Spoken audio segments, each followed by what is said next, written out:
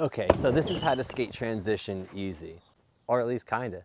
So for today's unofficial trick tip, we're gonna be on the mini ramp. And the reason why I call it unofficial trick tip is because it's not really official. This is kind of just my tricks and tips and ways how I got comfortable skating transition and small ramps. Actually, let me correct myself. Yeah, we're gonna be learning it on a mini ramp today, but what we're gonna be kind of going over today, you can really learn it on a vert ramp. Even if you got like a bowl or some type of crazy pool, still a good place to learn. And I swear there's no better way to learn but from the bottom, because that's the only way we can get to the top, right? All right, so let's just get into this. Thanks for joining me at the flat bottom now. Now that we're down here, we're gonna go over pumping. And I feel like that's the first thing you should always do and always learn. Even if you're a new skater, even if you're an advanced skater, I feel like just pumping the ramp before you even drop in is really important. I think it's important because one, it warms your legs up, and then you get to actually feel how steep the transition is on both sides. And don't forget about the middle, because the middle of the ramp can also determine how quick the pumping is gonna be. With a shorter flat bottom, you're gonna go to wall a lot faster, so you're not gonna have to pump as hard. But if the flat bottom's longer, you're gonna have to pump a little bit harder and it's gonna take even longer to get to the walls. So with that being said, let's just start at the bottom and start pumping. So honestly, if this is really new to you, I even suggest just kind of going with the 1 foot and just feeling this out. I mean, even getting the 1 foot here and kind of putting the other one on just to roll away. I feel like this is just a good way to feel out how steep the ramp is gonna be, what it's gonna feel like. So if you're like really new, I feel like you should probably feel this out just to kind of get an idea of like what's going on. And if you put your other foot on, you're gonna realize how quick you drop in. As we go into our pumping right now, I honestly suggest just maybe starting at the middle, or I mean even starting at the other side, just so you can get a few good pushes in before you hit the wall. And right now we're just going to fakie. And what I mean by going to fakie is literally going up and then back down. So here we go again. Going fakie, just going backwards. All right, cool. So we just got comfortable riding the wall in front of us. Now we gotta do the wall behind us. So if you are new to this and you're not used to going back and forth, you can do the same thing, kind of push switch and just go into the wall, kind of feel it out. That was my little switch Mongo push. You can also push, switch regular too, whatever you want. But just to get a feel out of it. And honestly, I feel like when you're skating switch and or fakie from the wall, it's gonna feel honestly more comfortable than going straight. I feel like a lot of people, when you go into the wall, when it shoots you back, going fakie or switch, people usually tend to get a little squirmy. So as weird as it sounds, maybe going fakie and switch is probably the better direction. Because honestly, it does feel better to go up it backwards and then roll out forward, And so that's pumping both walls. So I mean, when you're feeling comfortable, this is what it should look like. Using those knees, pump, get the speed across, pump, get the speed across, pump, you know what I'm saying? This ramp's pretty tiny, so I don't have to pump too much. The walls are really close. It's only like 6 feet of flat, 2.5 feet tall. So depending on what ramp you're using, it could be more of a pump, but that's pumping. Pumping back and forth, pretty chill. Now the next thing I feel like we should talk about is doing kick turns. And so you can do kick turns either 2 ways, front side and back side. If you're not new to this, you probably already know this, but if you're new to this, maybe pay attention. I don't know, do what you want. So the first one we're gonna be going over is a backside kick turn. My back is gonna be towards the wall. Backside, yeah. The next one we're gonna go over is front side. My front is against the wall. Yep, pretty chill. I suggest trying front side and back side. Sometimes you don't know which one is more comfortable. Sometimes you might surprise yourself. A lot of people think front side's a lot harder to go into, especially when you're learning. Other people think back side's a lot harder. So it's really personal preference. So definitely try both and definitely get comfortable with them. And if you don't know how to do this, don't worry. All it is actually a kick turn.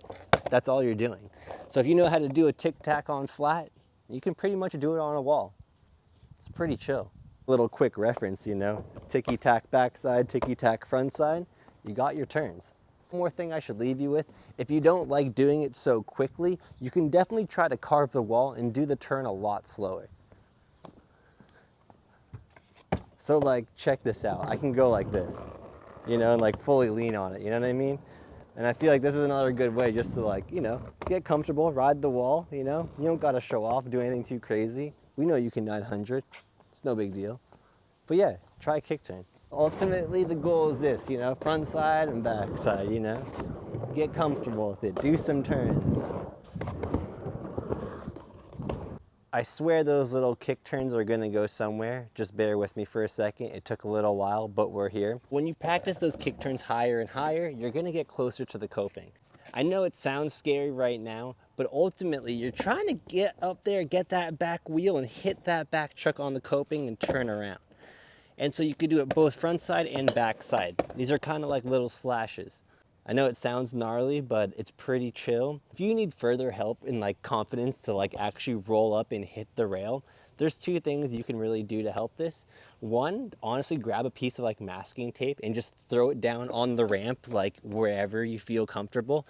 And you can kind of kick turn on and around it just so you have like a visual point that can help like mark it. Another line you can use is if you're using a bigger ramp, especially if it's made out of wood or something, if this ramp had another sheet of wood on it, I would use this part as like a divider and just kind of kick turn on that line, just so I'd feel comfortable enough when I do see the coping, I could roll and hit it. See, a little slashy, little. It's just really taking that kick turn to the next level.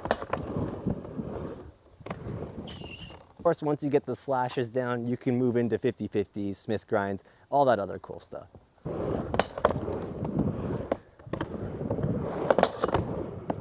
All right, I'm pretty stoked if you guys made it this far. That means you're pretty much ready to do the never-ending run, as I like to call it. I think this is just another great way to help build that like transition skating confidence.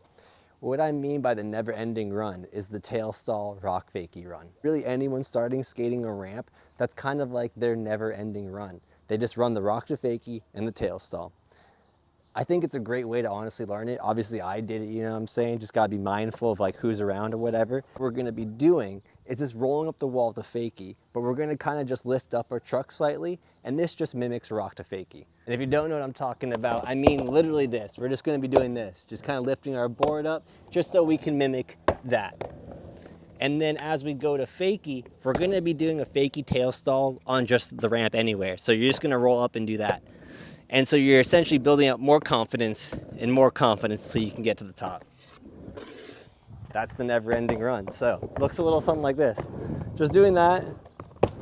And this honestly will get you really comfortable on the ramp. Like it'll make you confident, like rolling up to the coping, rolling fakie. You're kind of looking both ways. You're being aware. I mean, it teaches you a lot, but it can get pretty annoying, if you know what I mean. It gets pretty tiring. I mean, it's a good workout, but yeah, it's kind of chill. But yeah, that's always a good one to learn. A little closer up and personal of this, you know what I'm saying? How I'm just kind of stalling it. Well, I was kind of close to the coping. But yeah, you know, you can start really low, honestly. And if you don't like the tap, you can throw your heel down, you know, and like it'll be a little bit more secure, like throw that heel down. But you know, you do want to get to the top. Just kind of practicing lifting that back truck up, you know what I'm saying? Just so you can get that confidence, hit the coping, pull it back. Rock fakie, you know what I'm saying? Rock fakie. You know what? You rock. I fakie. But yeah, hopefully those little tricks and tips help. Now you're ready to go hit the mini ramp, hit the pool, hit the crazy DIY spot. I mean, you know how it is. Just take it step by step. Comment, let me know what trick tips you guys want to see next. You know what? I might as well get a little mini sesh while I'm here, so catch you later.